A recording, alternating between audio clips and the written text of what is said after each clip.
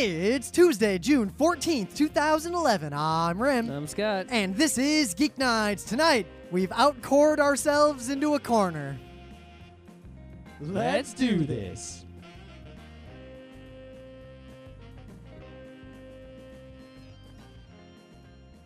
So did you go to the board game night on Friday? No, I was Nah? at the Amazon Web Services Summit. Ah. And then I actually could have gone to the board game night, but I sort of forgot until just as I was leaving the summit. And then I was like, I don't want to go. So I went home. Yeah, I was on the beach, and I probably would have gone to the board games otherwise. Wasn't the weather sort of... No, it was perfect. Because up here it was bleh. The weather was basically like Saturday. You know, we get up, and it rains, like pours and rains, so nobody goes to the beach. And then like an hour later, it totally clears up, and the water's warm, and the beach is empty, and it was just perfect beach weather for 2 days. It was gray and bleh here. Yep, you should have come to the beach. I was busy. Yeah, you could have come to the beach instead. What were you busy doing? I went to the, there was a huge barbecue situation in Madison Square Park. Yeah, I could have had barbecue. I chose not to. This barbecue, okay, so, you know, you go and you expect the barbecue to be, like, amazing because they're like, oh, the pit masters, the great pit masters are here, right? And basically the way it works is every place sets up a stand, and it's $8 for whatever they're serving, and you don't have a choice. So it's like, Yeah, well, if you want what one guy is serving, you go up, you pay $8, he gives it to you, right? And pretty much everyone gives you, like, a thing with a side in it, right? See, as much as I would have, enjoyed things like that, Rim's law of the diminishing returns of crowds comes into effect. Right. The So bigger it was, an event is, the less fun individual people attending that event will have on average. But anyway, so it was, it wasn't as crowded as it looked in the pictures on the internet. And actually, when I was there, I went there pretty early on Saturday. It actually wasn't all that crowded, and you could eat at almost any of the places without waiting. So there was a place that had like a middling line, like a 5-minute line. So I'm like, aha, the place with this line. This place must be better. Which is, of course, what everyone else is thinking. I was like, well, the line could just be longer because it had a momentum to it, and people think the same thing as me and got in the line because it had a line. Could, but did they put that much thought into it? Well, it doesn't matter, right? So the place is called 17th Street Barbecue, right? And they had baby back ribs. I think it was also because it had ribs. A lot of the other places had things like pork shoulder or...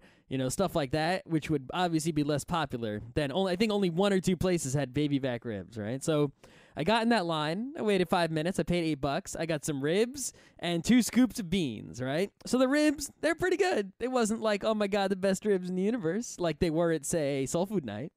But they're pretty good. But the beans... oh my God. Best beans ever? Those beans. No, notice how it's the same thing. Like, we go to fancy steakhouses, and the steaks are always really good. The mashed potato. Yeah, it's rare for the steak to be, like, exceptional to a surprising degree. But somehow, the mashed potatoes at the Capitol Grill are way better than any mashed potatoes I have anywhere else. Dude, I made a mashed potato. I bought the heavy cream. I added it didn't matter. I could not. Heavy cream is good, but creme fraiche. I didn't have a creme You fraiche. should get some creme fraiche. I'm going to have to double it up next time. But anyway, I went to another place that was, had St. Louis ribs and this sort of salad blob as the side dish, right? And I think I like, the St. Louis ribs, I think were the same quality level as the baby back ribs, like pretty good. Not the best ever, but pretty damn good. But I think I personally prefer St. Louis style in general. I was about to say I prefer the opposite. But then...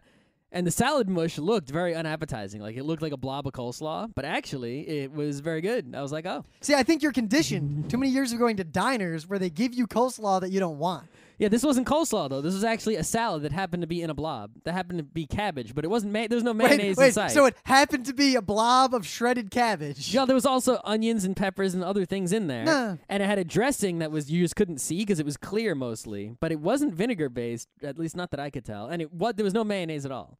And it tasted really good. All right. And then there was this place in the way back that had this gigantic line. It was the only place with a monstrous line, like a line that went all the way down the block. And I was like, oh, my gosh. Beer? Right?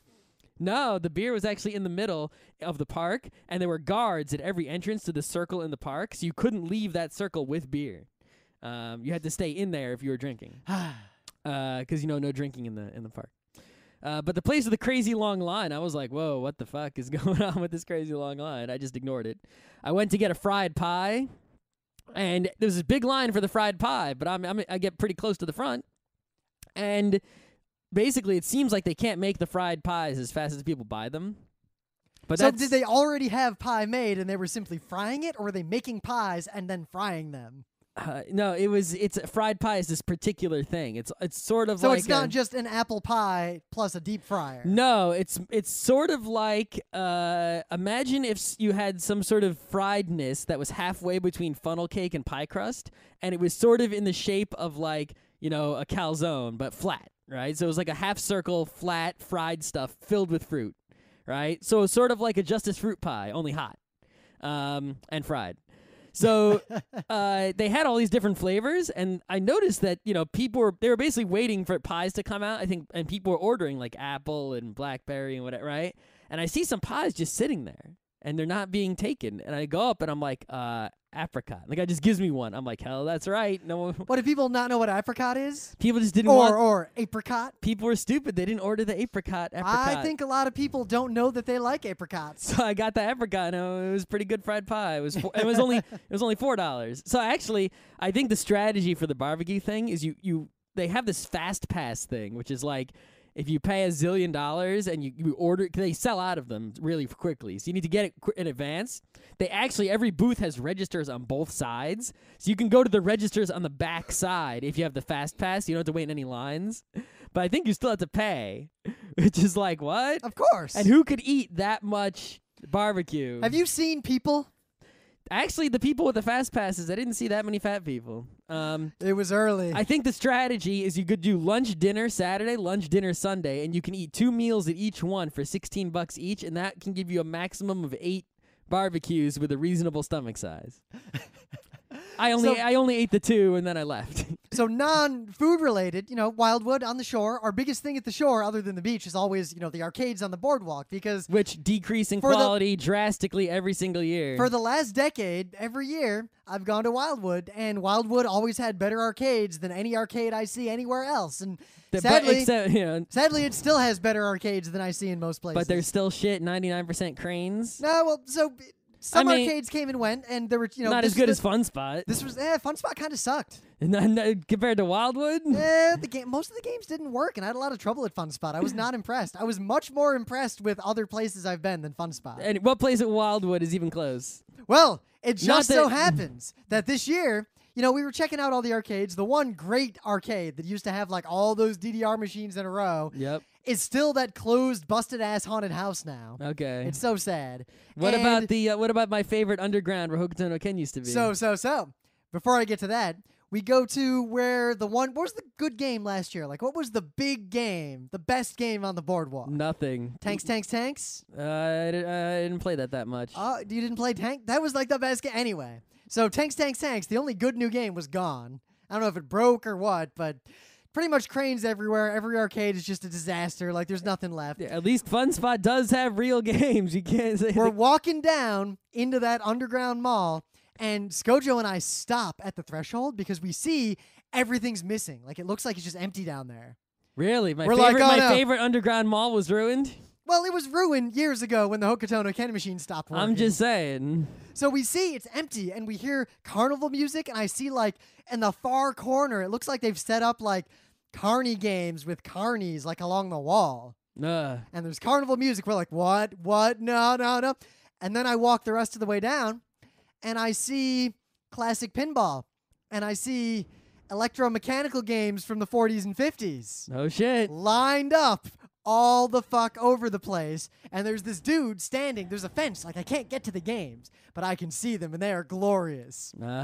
Somebody put it in the exact right spot, my favorite spot. So it's almost all classic pinball, 40s, 50s, 60s. Some of them are made out of all wood. Some of them are almost entirely mechanical. Of course. It was pretty goddamn awesome. So where did they come from? So there's this guy. It's this Remember When Entertainment or something. But Did you talk to him? yeah, I talked to him, and we'll probably have him on the show once, soon.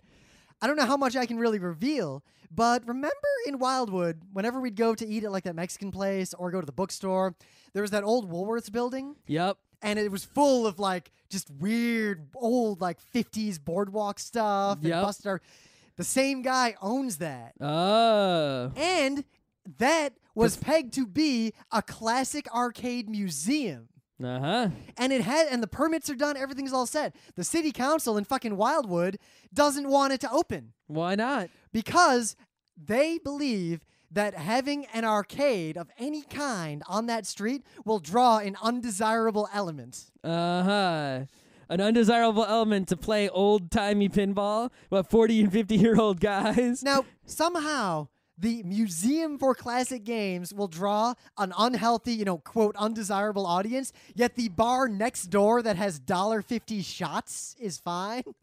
Maybe that's the thing, right? Maybe they say undesirable element, right? And we think that they mean, being young kids. No, they mean smart rich people who won't go to crappy bars and buy $1.50 Exactly, shots. right? We think when old people say undesirable element that they mean punk kids who are going to cause trouble. But the reality is no. They want drunken college kids. That's who they're looking for. Undesirable element is reasonable, quiet people who are only going to spend a little bit of money putting quarters into pinball machines. Talking to the guy, though, it sounded like the people who are opposing it are just old and dumb enough to where they just equate arcades and pinball and all these things with But vice. not really lewd T-shirts and also with all the other nasty shit in the I don't know. What are they thinking? So there's this whole drama thing, but the dude, too, he was really cool. We were talking to him, and the way he runs it is you pay like $5 a half hour, and just all you can play. Oh, my God. I give him like $30. We were there a while, all of us.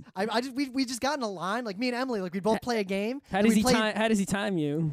He just does the honor system. Oh, man. And I'm sure he might kick you out. He gave us a bunch of extra time because he was cool and we were I cool, just give him but- $20 and play until I didn't feel like playing anymore. Yep. And then give him $20 every time. And the cool thing is, a lot of these games are old enough to where they had multiplayer built in. Like you take turns. Almost ball every for ball. pinball machine I've ever seen, almost all of them have built-in multiplayer.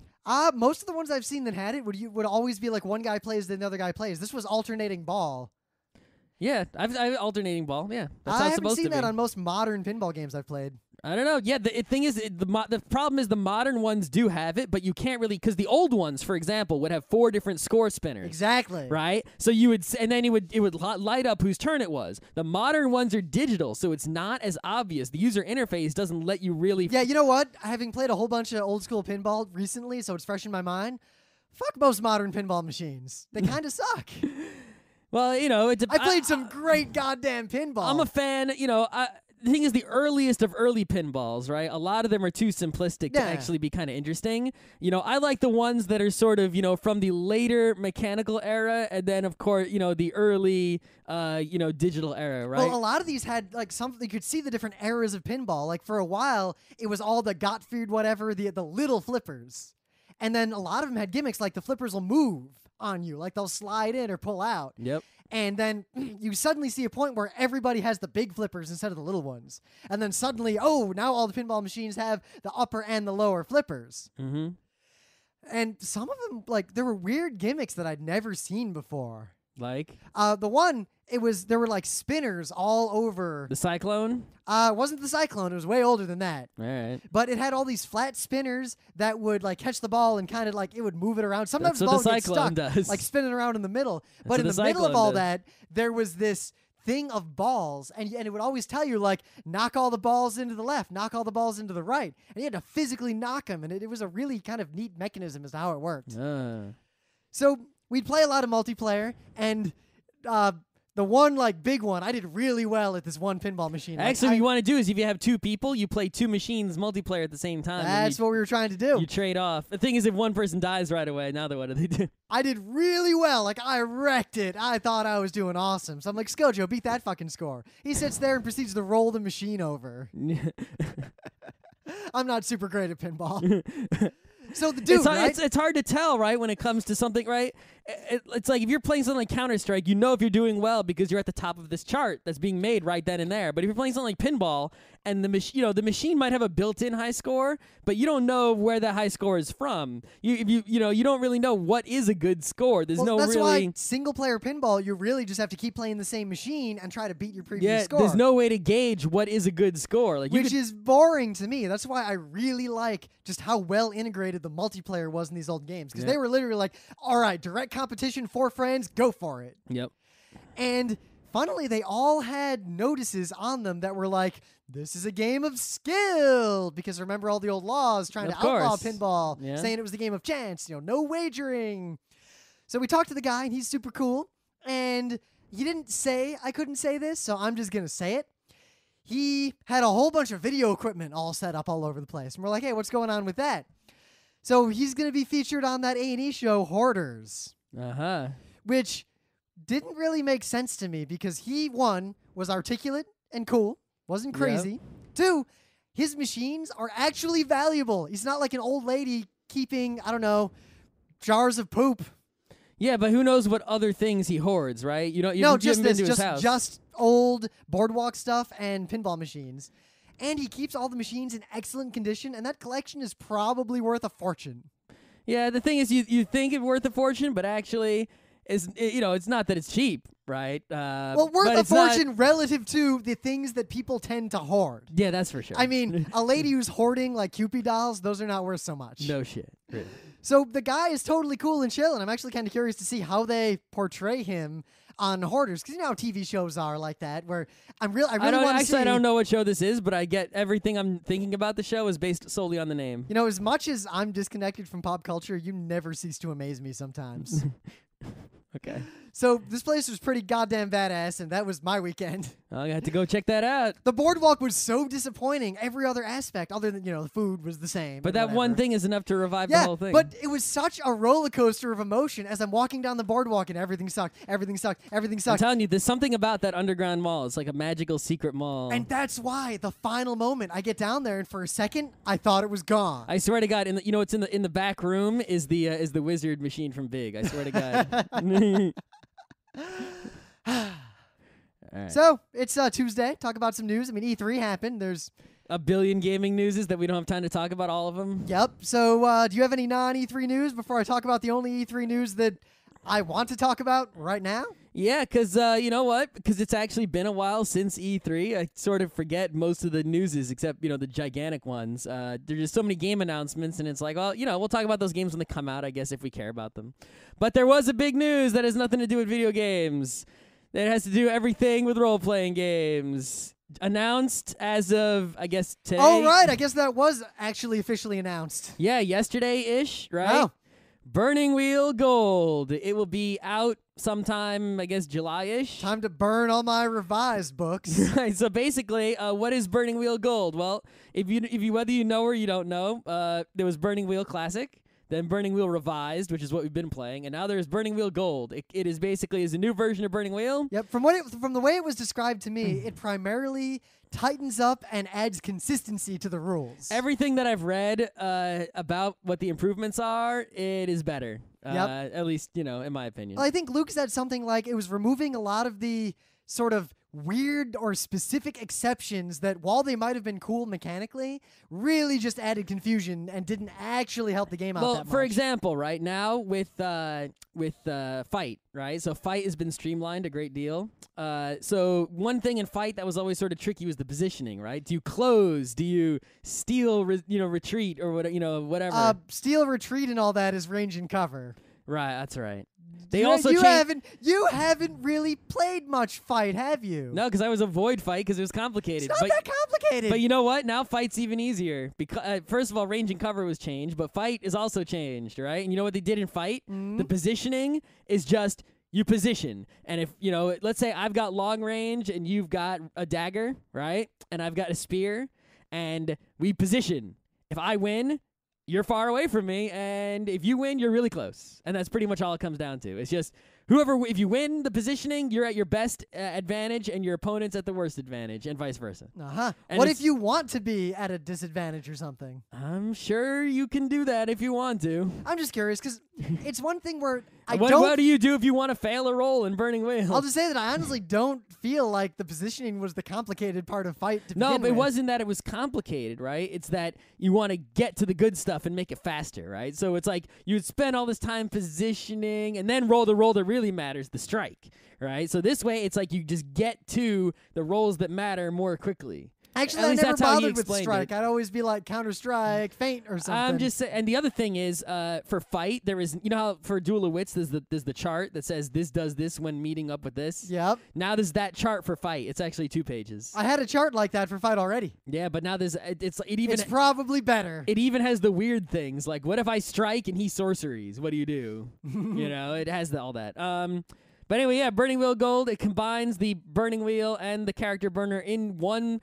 handy book. The book has been much more streamlined, and the book itself is more useful. The rules have been updated. It's going to be $25, I think. That's what the pre-orders are going to go up, and I think he's got a plan to do like 50 pre-orders a day for 5 days or something along those lines.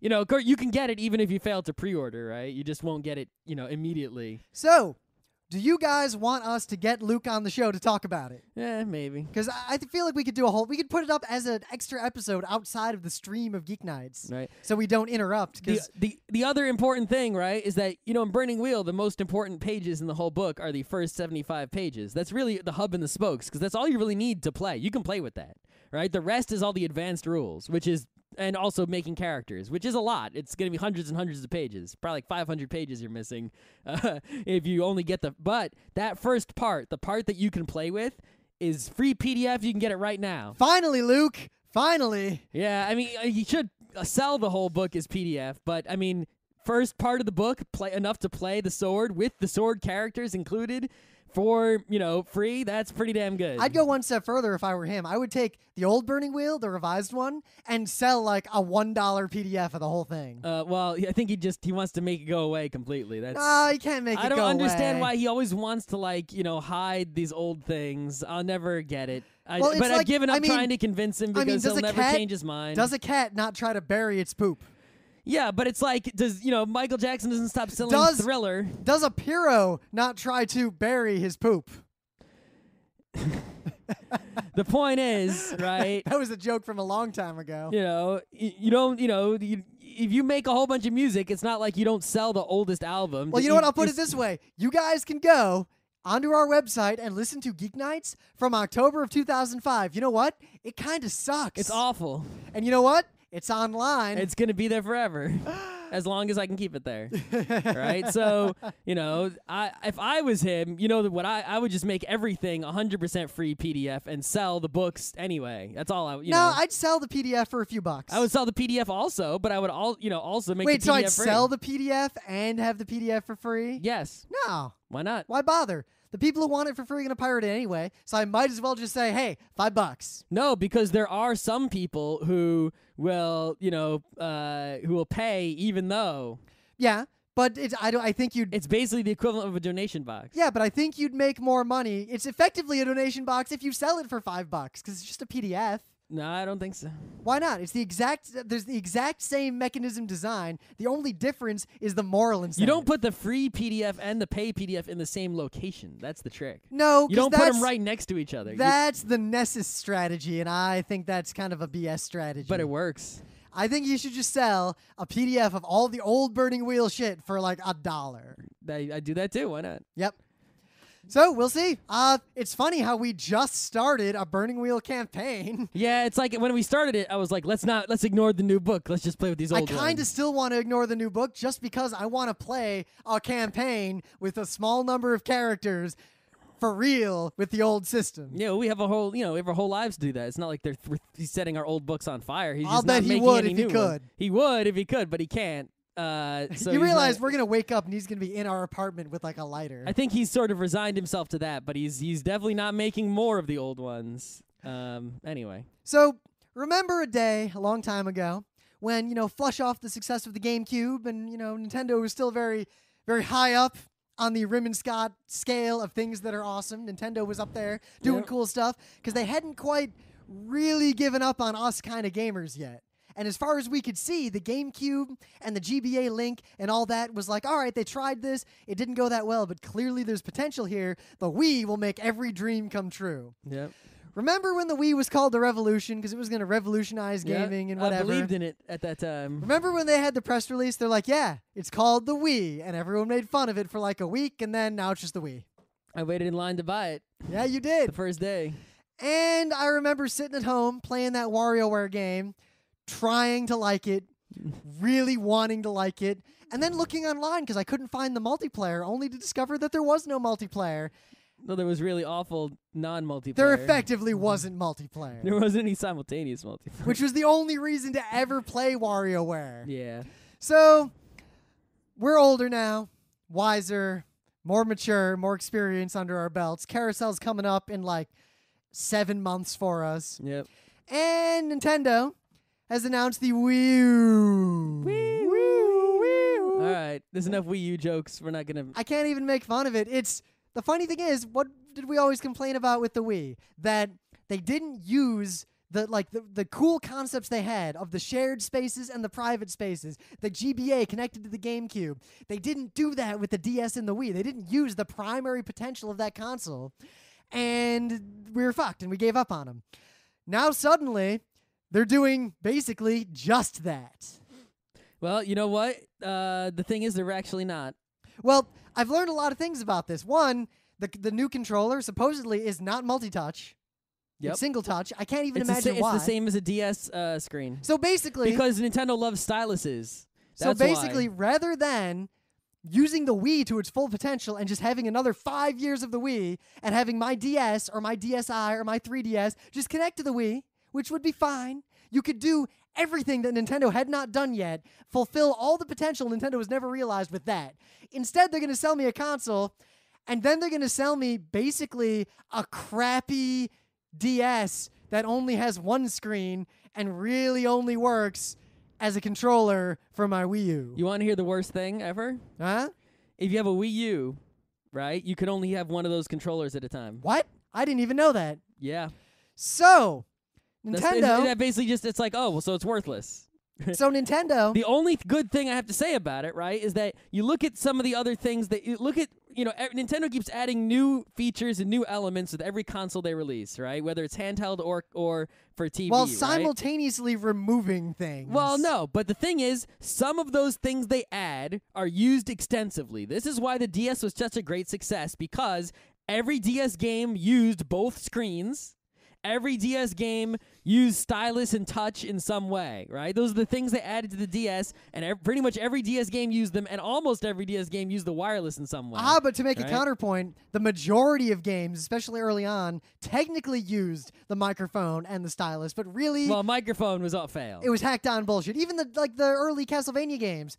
Oh, the stylus was just like added on bullshit that didn't even matter to the game. Like, oh, touch the blue Right. blocks to make but it at least disappear. two screens was used in almost every single game. Even though a lot of games just put a status screen up there and Right, left but it at that. but how about Phoenix Wright DS stylus? Oh, Yeah. totally good. Yeah. Right? But anyway, those things actually got used is the point, right? But on Wii, the motion stuff only really got used in Wii Sports, Wii Sports Plus, No, it was used. or Wii Sports Resort. If you look at the average DS game, take out the outliers. So take out the absolute shovelware, like the bottom, and take out the great first-party games. The average middle-of-the-road game, most of them, I would argue, use the stylus or the touch screen in a minimal, gimmicky bullshit way, and that was the end of it. And I feel They like definitely used the two screens, though. the Wii was the same way. The waggle was used really well by a small number of games and was just an extra button that was kind of awkward to use for most games. Right, but the point about the Wii U, right, is that the extra screen, the feature of screen in the controller, regardless of any other features they've got, that feature can be used very easily with pretty much every single game. The Yep. same way that the two screens of the DS, right, can be used in every single game. So that's their problem, is they add these features that have potential, but developers or someone doesn't know how to use it or isn't creative enough or doesn't, it's too much effort. But that screen in the controller will be used with every single game in some sort of minimally effective way. At very least, it'll be like an inventory screen or something. So I have two things to say to that. One, I realize now why that never happened. Everyone who had actual cool ideas for how to use the weird things Nintendo added to their consoles were indie developers that Nintendo basically won't even talk to That's right. and locks out as much as they can. That's right. And two, talking about the screen, We don't need it. the fact that the screen can only be on one of the controllers makes it less, it's not even a thing. I know. It's nothing. It's nothing.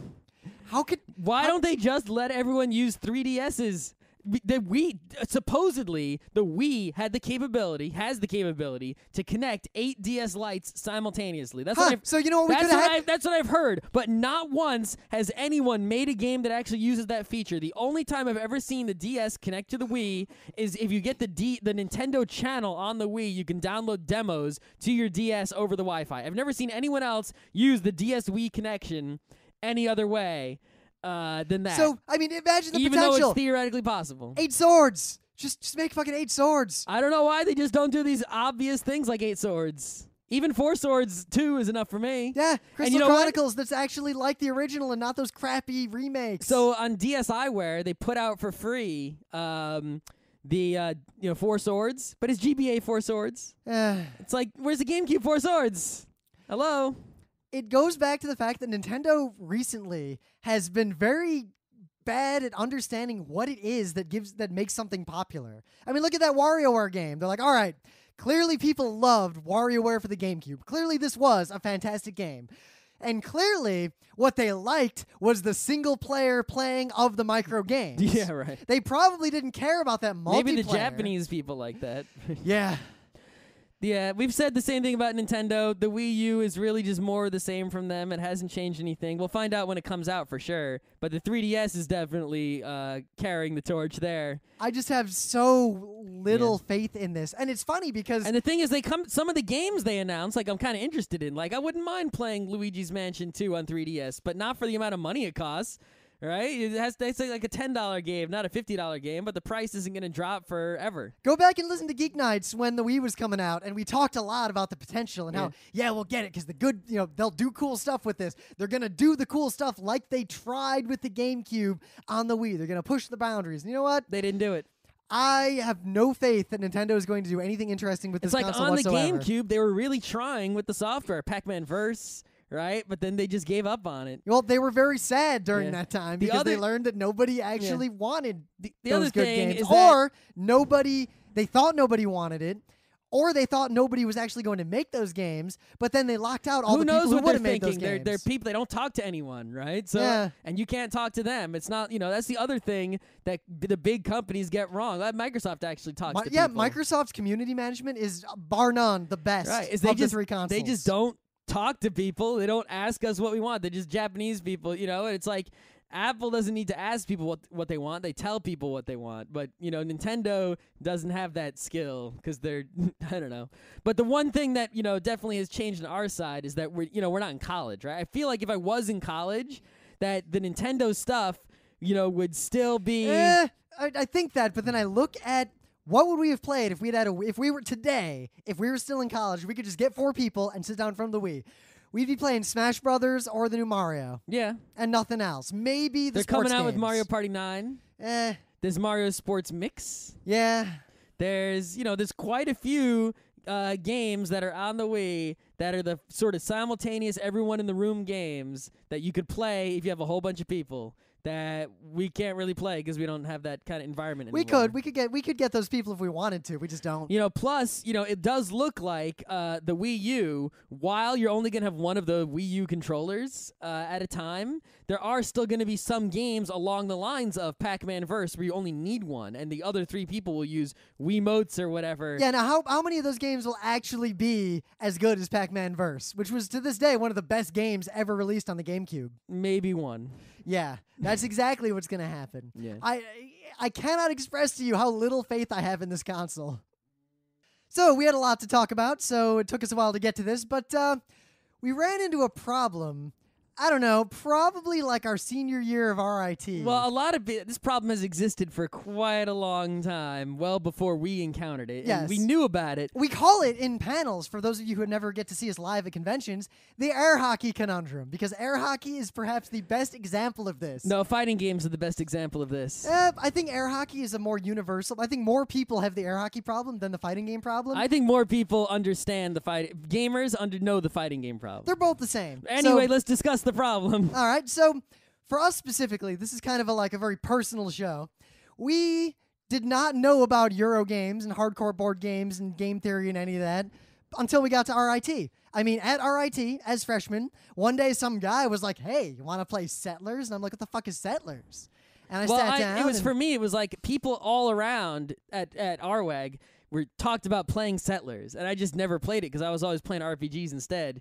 And then eventually, everyone kept talking about the Settlers and playing the Settlers. Because they invited me to play once, and I sat down. One day, I finally played the Settlers. There's all these hexes and cubes, and I played it, and it was like this revelation. Like, I remember after the game was done, I was like, that was the best game I've ever played. Yep. Fuck Monopoly. Yeah. And it really set us off. And for a long time, we were kind of in like this perfect storm of gaming because our whole front row crew got into Eurogaming at the same time. Yep. So we all progressed together. Well, I remember like El Grande was one of the first games we got on our own. I bought that shit when I couldn't even afford food. I spent like $45 on it. What? Yeah, at RIT. That was the first German board game I ever bought. I don't know why you did it when you couldn't afford food. Because I got more enjoyment out of El Grande than I did out of food. Then steak on French bread? Steak on French bread was like $5. Yeah. Yeah. You could have got 9 steak on French breads instead of 1 El Grande. So we progressed, and we played with our crew and with other people at RWAG, and we played online, and we started like studying the game. At one point, I remember sitting there when I was bored, like playing the game idly online against myself to try to figure out strategy, and we started reading facts and learning about tripoding versus brickwood or grain sheep, and we got really into it. So fast forward a couple of years, having played these games almost every goddamn day for years. The summer where we played Puerto Rico 3 times a day, almost every day. The summer after our sophomore year of RIT, Scott and I and our friend Alex, a crew member we all lived like in apartments right next to each other on campus over the summer, where rent was half back then. I don't think they even let people do that anymore. I don't know. So we lived on campus in our apartment. We had like tentatively, I had a job technically. I went to that sub shop. I was taking classes at the time, but there were very few of them. We pretty much had infinite free time, and we would sit down almost every day and play Puerto Rico. And one day we played it like 10 times, just in a row, just nonstop. Like, yeah, I sort of regret it. Like, if I could go back and tell myself, I'd be like, don't waste the time, make something, you asshole.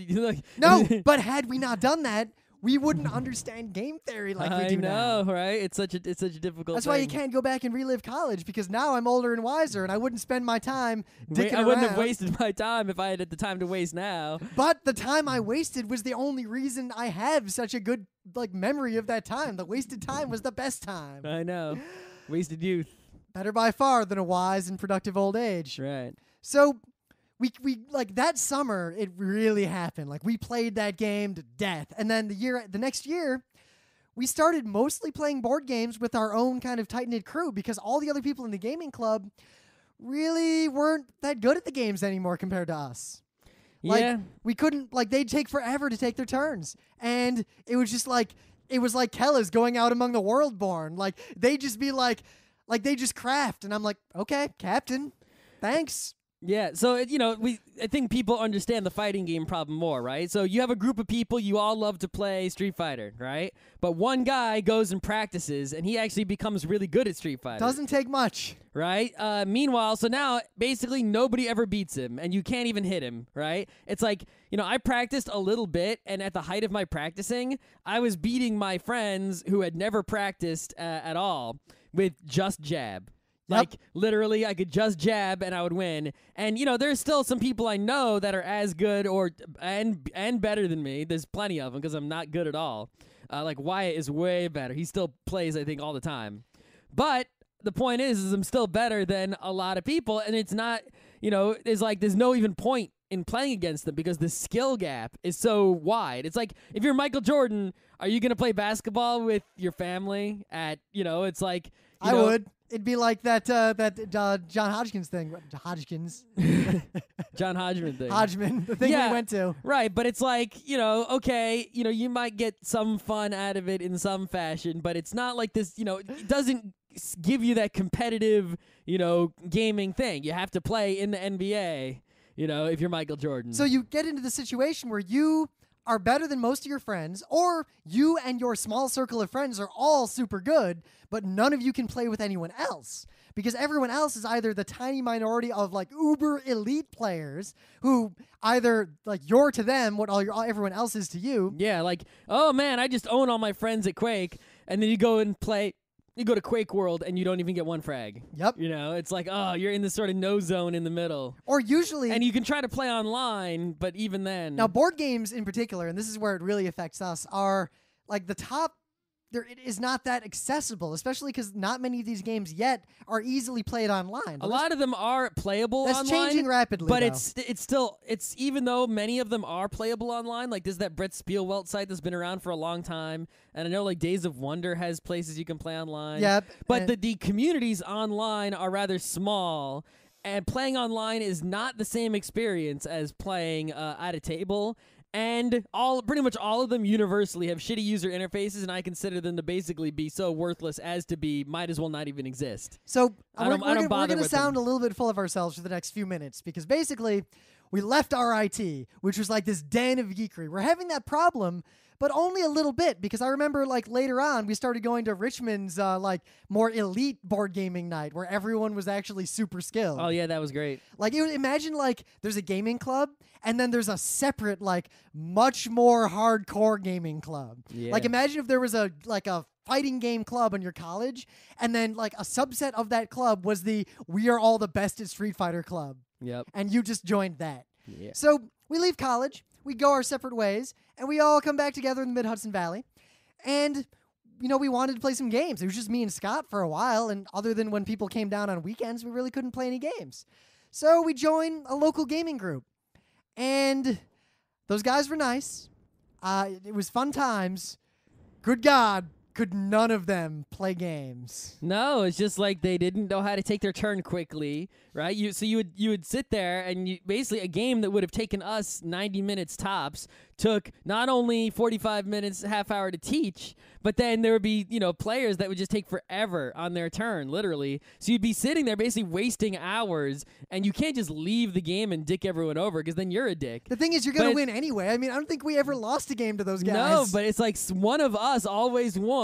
There were two other skilled guys, but there was always unskilled guys who would take forever. And even if they didn't take forever, they were just so low skilled that they would just get rolled. Which would have been fine if they learned and tried, or if they learned from their mistakes and got better as we played games again. But instead, they would argue. Like we were playing that Timbuktu game, which the first round, I remember I sat there and I looked at it and I did a little bit of math and I realized exactly what the game was, and I played perfectly optimally from round one. You figured out what the game was immediately after the first round and played optimally for the whole rest of the game. And you know what? I beat you by like 1 point at the end of the game. Yeah, and because I played around to figure it out rather than just observing and trying to do math. I played the round. so to basically, figure out. all the crew people who were there were like within a point of each other. It was and just- me, you, Alex, 1, 2, 3. We dominated the game, and everyone else, it wasn't that they were bad and that they took forever on their turn, though that was true.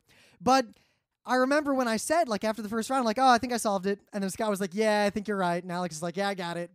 And they tried to argue that, what do you mean you can't solve a game? What are you talking about? And we proceeded to like argue and show them like, look, here's the math. We could even just stop playing. I can tell you how the whole rest of the game's going to go right now. Yep. So maybe an outlier. I mean, maybe we're in the land of no Street Fighter players. Well, and- I don't think there's that many people, who are that good at board games particularly, but I mean, there's plenty of other kinds of games that we're not so good at. No, right? no, but the thing is, it's a self-selected sample. Like the people who seek out a fighting game Yeah, club. if we went to those weird board game championships in Pennsylvania, how would we do? Well, I'm starting to believe, perfectly honestly, that we would do really goddamn well. Yeah, I have no idea. And those things are kind of weird, and I really want to go to them. I always want to do the board game tournaments at like PAX, but they always take like just way too long. Yeah, that's another thing, right? It's like I could go in a tournament, but those tournaments are open to everyone. Which means, and you're going to have to play, 2 or 3 games of Puerto Rico, which with good players will be 90 minutes times 3, maybe 3 hours, 3, 4, 5 hours at most. Probably at least 3, 4, 5 hours. And if you might get a slow player in round 1, 6 hours, 7 hours. It's like, dude, 7 hours. I could have played 2 RPGs, dude. I mean, I played in some Settlers tournaments, and they were just really boring. And then once it got to all skilled players, it was random because The thing is, right, we're going on so many PAXs already. I'm thinking of like, well, you know, it's another PAX. Presumably, I'm be going to like tens of PAXs in my life, right? I'm gonna, you know, I don't think I have a problem spending a day of PAX just playing a whole bunch of, you know, RPGs. I think for the next PAX West, I'm gonna pick a day, depending once I see the schedule and also our personal schedule, and I'm gonna make like day of RPG and schedule. Well, there might be things in the works for PAX East related to that, but maybe we'll see what happens there. We'll see. So basically, we're running into this problem where now we're in New York, and we figured, all right, New York will find some gamers. And we hang out a lot with the Nerd NYC crew, and they're a great crew. They're really into games. They're really dedicated. They're great guys. I love hanging out with them. Even there, Yeah, I mean, there are hardcore peoples in that group who we can play with. There's quite a few of them. I remember I played a really good game of Kalis, actually, at 2 board game nights ago, because I didn't go to the most recent one, but the one a few ago, I played an awesome game of Kalis with people who were really good, and I won by a lot. Of course. But because you're just gonna get into a game with whoever happens to be there, you know, it's kind of random. You might end up, you know, playing a game with people who are not so skilled. Also, because a lot of people there have different taste in games or they're looking for different things, most of the time I don't play serious games there. A lot of the times I'll end up playing, you know, some kind of lighthearted game that isn't so serious, it doesn't take so long, that isn't hard to learn. Like Jungle Speed or Spotted. Yeah, things like that. Things that no thanks. Quick to learn and quick to play. And it's like, you know, well, that's fun and all, but I really, you know, lately just have a hankering to play this for serious long games. What doesn't help is that, you know, it's the venue. I love the venue, but it's really, you know, where these board games, it's kind of like this raucous coffee house bar. It's very loud. It's loud and it's dark. Yep. Which is kind of like and the tables are small. Of a game like Puerto Rico. And cramped. Yeah, it's like you need to have big tables with lots of space where it's relatively quiet, you know, like a PAX tabletop room. Yeah. So it's very hard, you know, even when there are people about, to get a serious game going on. Now, there's also, Nerd NYC also has Recess. Now, this is where, I mean, I'm going to keep going to the board game nights. Yeah, we also... But I've changed my idiom. When I go to the board game night, I'm never going to go into it thinking, I'm going to play Puerto Rico. I'm going to go into it thinking, I'm going to have a grilled cheese and a beer, play a couple of light games, and then go home. Really? I'm going to bring one serious game every time that I want to play. I'm not going to rely on anyone else, right? And I'm going to say, I need X people for this game. We're playing it. Here's what you need to do. We need to post ahead of time what that game is every week, every time we go. Oh, yeah, do more for. That's a good idea. That's really, we got to get more in the forum, and we find the other people who are just as like stupid and hardcore about the games as we are, and just play serious games with them. Let's do it. But Recess. So we tell you to go to Recess quite often in our meta moments, and Recess is this Saturday. Yeah. And you should totally go to it. I'm going to stop going though. Well, I don't know if I'm going to stop going altogether. Well, I'm going to go if I ever remember to sign up to run a game in town. Yeah, but basically, here's the thing with Recess, right? Is that, you know, you can go and you pay $20. If you're running a game, you pay $0. And then there's 2 sessions, before lunch and after lunch. They're each 4 hours. Now, this is the trouble. Some of the sessions are board games, and I've never finished a board game in the 4 hours because people don't take their goddamn turn. Yeah, because you're not going to, you know, because it's a 4-hour session, you're not going to pick some lighthearted game. It's always going to be a serious game. But some serious games take even more than 4 hours, especially when you have to spend time to teach it. Because you can't just deny people entry to your game because they don't know how to play, right? Well, if you look at old gaming cons, usually there would be 2 ratings on any gaming event. The first rating would be, how difficult is this game? Like, how complicated is it? Yep. The second rating would be, how much foreknowledge must you have to be allowed to join this game? I've seen a lot of cons still have that, where they say, how much foreknowledge do you need? But you know what? I've never seen any event ever that didn't say all welcome. I have. In fact, I've played in games. I played in a D&D tournament at Michigan that you had to bring characters already made that followed certain requirements, and you had to bring all your own materials, and you had to already, they just started you playing D&D. Yeah, I don't know if anyone does things like that anymore. I feel like people do. I've never seen it at any, gaming cons. But basically, the recesses, as great as they are, I usually end up, I'm not willing to stand in line for like an hour. Basically, they put all the games up on the wall, and you have to sign up, and it's first come, first serve. So you have to wait in a line. You basically have to fight and be aggressive and annoying to get to the front of the line. And there's always like one game I want to be in. It's always like, oh, there's one Paranoia game or one Lacuna game, and that fills up immediately. Yeah, so unless you're at the front of the line, you're not going to get in the game that you want to get in. And then what do? You're going to, you spent $20. Are you going to wait? Are you going to sign up for a game that that you're not really that excited about and hope that it's good? Because you can't just bail on it if it sucks, because then you're a jerk to everyone else. So you're basically committing to 4 hours of possibly being trapped in a game you don't want to play. My experience has pretty much been the last few recesses. At the first session, I'll fight and I'll do the BS and I'll get into something pretty good. And then the second session, I'm usually stuck not playing anything. Yeah. And usually the thing is, that's 4 hours, 2 4-hour sessions with an hour lunch in the middle. That's 9 hours. With the people that are good, if I could get together. Dude, we could play Puerto Rico more than 10 times. Right. If I could get together a group of myself, Rim, and 3 other awesome people, we could play Puerto Rico, La Havre, Kalis, TNE, like 5 or 6 games in that time period that are all hardcore and awesome. Or we could play like 2 solid indie RPG like one-offs. Yeah, so I mean, like I might go to Recess just because even though it's not a great, for me at least, it's not a great time. Well, that's the important thing. Recess for is other great, people, it's still great. but it's great. Especially people who can't get their RPG on. Well, that's it. Recess and board game nights are great for 2 kinds of people. One, the people who don't have a large enough local crew who's into their games, which is a big problem for a lot of people. Right, it's like you really want to play an RPG, but you can't make it to a convention and you don't have any people locally. Well, you can go to Recess, sign up for an RPG 4 hours and play it. And if you're so RPG deprived, even if you don't get into your top choice of the really popular RPG, you'll probably still be thrilled with whatever one you get into. Yep. But 2, it's good for people who don't have space to play. Like, even if you have friends, like a lot of the Nerd NYC people are friends with us and with each other, and, it's a social group. So it's New York. A lot of people have tiny apartments. If you need a space to play, things like this are great for that. Yep. But we have spaces to play. We're really just...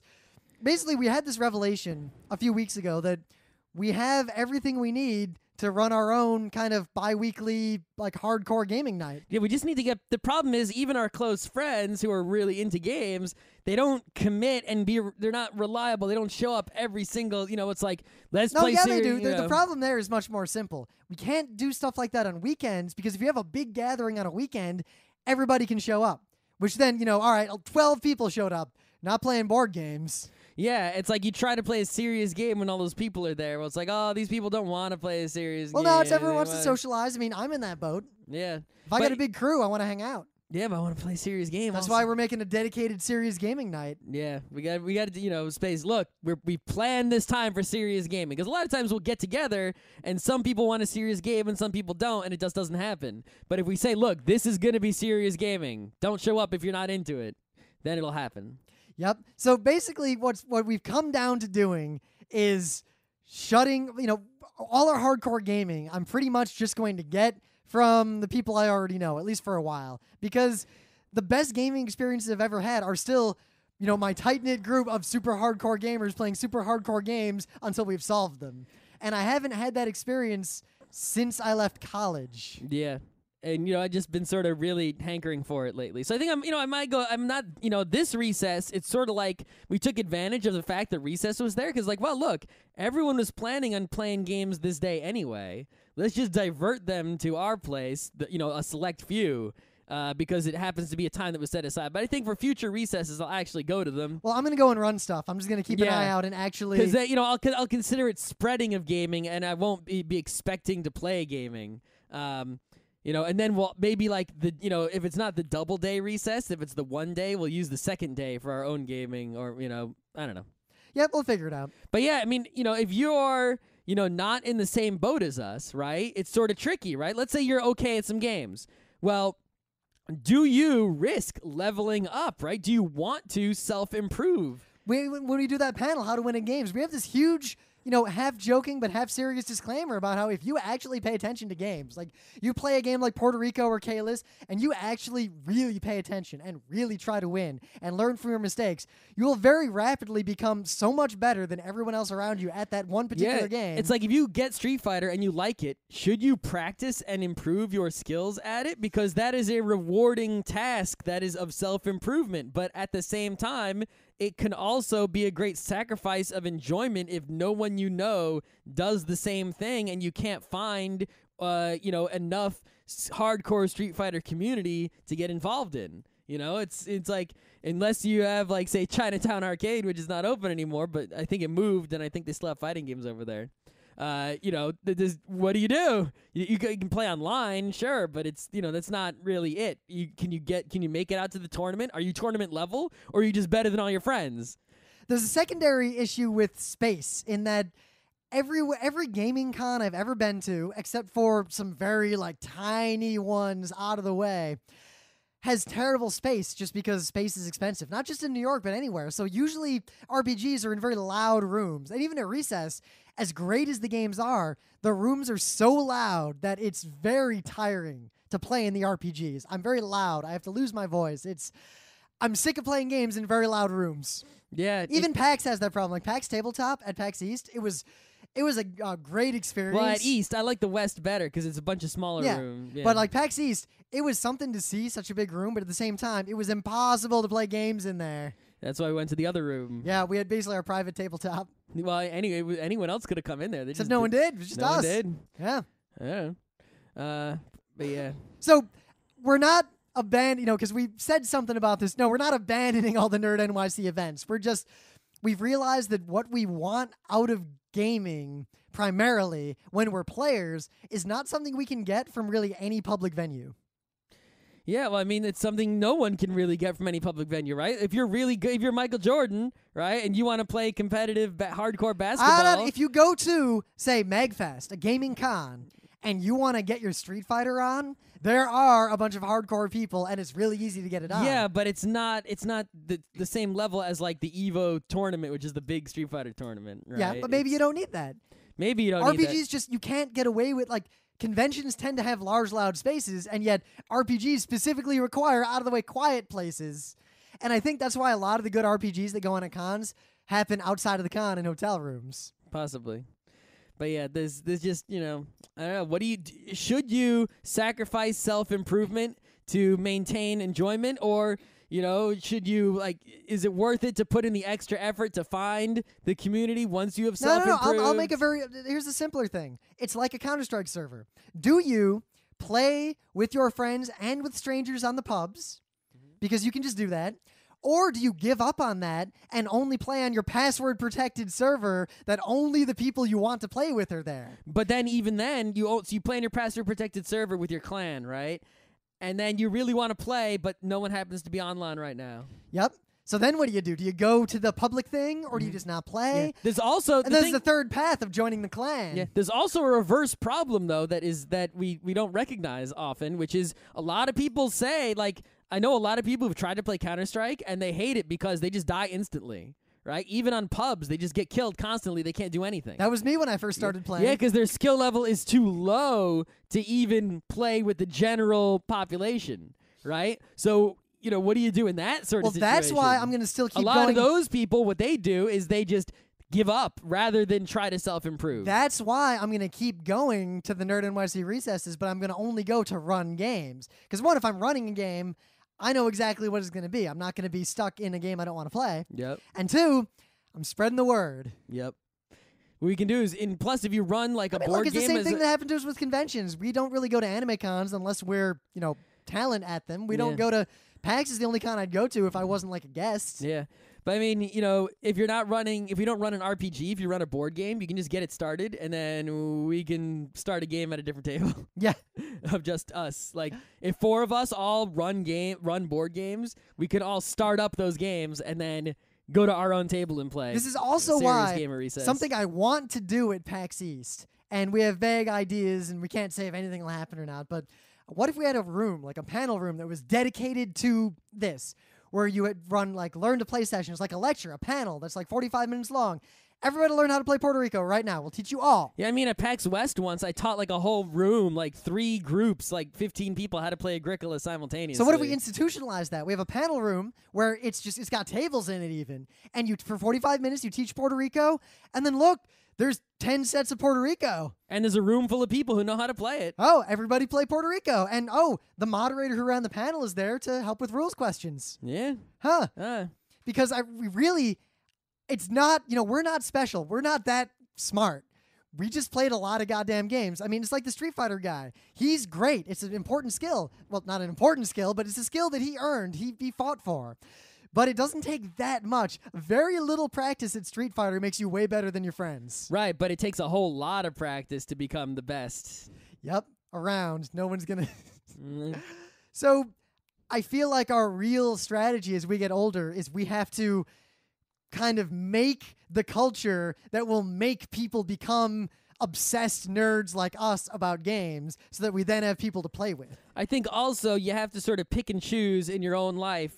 Choose only a few things to build your skills in, right? Don't do StarCraft and Street Fighter and board games and right? Because why not? You'll just be better than everyone. Right, but you got to, in some aspect, you have to, Wait, are you saying I should strive for mediocrity? No, I'm not saying strive for mediocrity. I'm saying, you should think about it. If you try to practice all those things at once, you're never going to be the huge master of any of them. You'll become really good at a whole bunch of them. Well, you could won't become be God of any. You of could them. become a master, but not a professional. Right. So pick something, 1 or 2 things to be God, like as good, like world class at. Well, like you did with Pac-Man. You were like, I'm going to be the best at this. Yep, exactly. And then, pick a whole bunch of things to be as good as you can at. But then, accept that you can't, you really can't do everything in the world. And when you can't you know what? Street Fighter, I suck. Like, I even try, and I'm just so bad, like, it's a joke. Yeah, you also shmups. Yeah, I'm terrible at shmups, It's like, too. if you can't find anybody, then go and do some of those things that you enjoy that you haven't, if you the things that you're good at, so you're really good at tennis, you can't find anyone to play tennis with. Well, there's something else you enjoy that you probably haven't practiced as much, so go back and play that for a while, and then maybe your tennis skills will rust and you go back to it, but there's still going to be the thing that you mastered, maybe golf, right? And then don't give up on that. Keep practicing the golf even if it's alone at the driving range so you can be the master of something.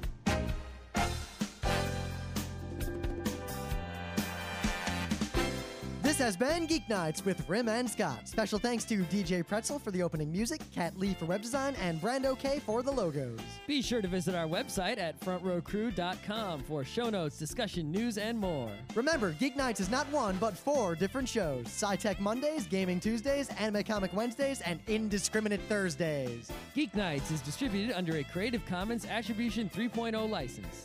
Geek Nights is recorded live with no studio and no audience. But unlike those other late shows, it's actually recorded at night.